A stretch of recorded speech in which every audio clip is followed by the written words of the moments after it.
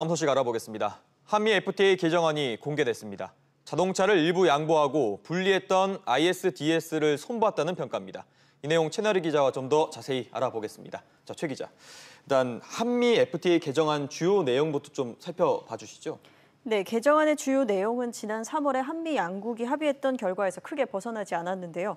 다만 몇몇 내용은 좀 더 구체화됐습니다. 전체적으로 자동차는 일부 양보했지만 철강 관세와 농업 등은 지켰다. 그리고 ISDS, 투자자 국가 분쟁 해결 제도를 개선했다 정도로 평가되고 있습니다.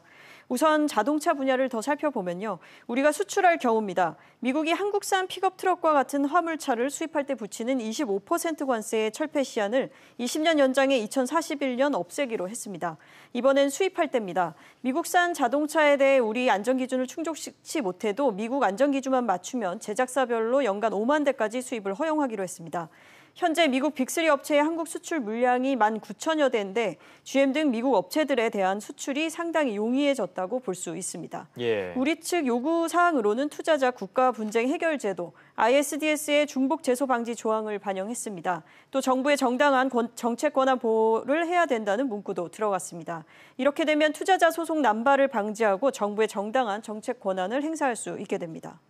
네, 최 기자. 그런데 얼리엇이 현재 ISDS를 근거해서 우리 정부의 소송을 진행 중이지 않습니까? 그렇다면 이번 개정안을 통해서 그 막을 수 있는 어떤 근거가 있는 건가요? 네, 우선 엘리엇은 삼성물산과 제일모직 합병에 정부가 부당하게 개입했다면서 최소 8,600억 원의 배상 소송을 제기했는데요.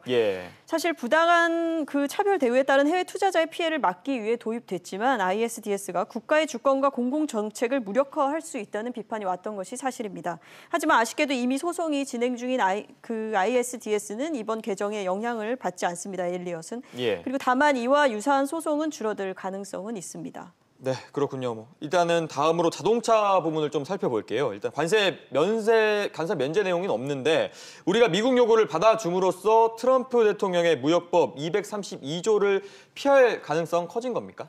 네, 아직 자동차 산업 불안감은 그대로입니다. 정부는 이번 한미 FTA 개정 협상으로 자동차 분야에 대한 불확실성을 조기에 해소했다고 설명하고 있습니다. 하지만 이번 FTA 개정으로 미국의 성의는 보였다라는 정도인데요. 이런 기대감은 아직 말 그대로 기대감일 뿐입니다. 오히려 얼마 전 멕시코와 북미 자유무역협정, 나프타 재협상을 타결하면서 미국이 자국산 사용 부품을 높여 우리 업계도 긴장하고 있습니다. 특히 자동차 관세 문제는 아직까지 예측하기는 어려운 상황입니다. 무역협회 관계자 이야기 들어보시죠. 향후에 그 2, 3위조 관련해가지고 계속 추가적인 우리 국가에 대한, 우리 자동차 업계에 대한 압박이 있을 수 있습니다. 그거에 대해서 우리 그 정부가 전략적으로 대응을 해 나가야 될 것으로 그렇게 생각됩니다. 네, 최 기자. 그렇다면 개정안은 언제 어떻게 좀 발효가 되는 거죠? 네, 산업부는 앞으로 일주일 동안 개정안에 대한 의견을 접수하고 외교부와 법제처 심사 등을 거쳐서 미국과 서명 일정을 협의할 예정입니다. 서명 뒤에는 국회의 비준 동의 과정을 거치게 되는데요. 정부는 내년 발효를 목표로 절차를 추진할 계획입니다. 네, 알겠습니다. 최 기자 이야기 잘 들었습니다.